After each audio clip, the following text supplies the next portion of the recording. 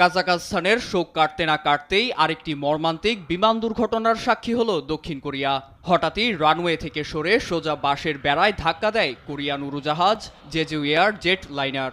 এতে অ্যালুমিনিয়ামের তৈরি বিমানটির অগ্রভাগ দুমড়ে মুচড়ে আগুন লেগে যায়। মুহূর্তেই ছড়িয়ে পড়ে এ আগুন।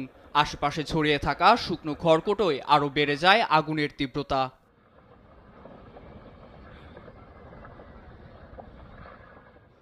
সঙ্গে সঙ্গে সেখানে জরুরি উদ্ধারকর্মীরা কাজ শুরু করেন।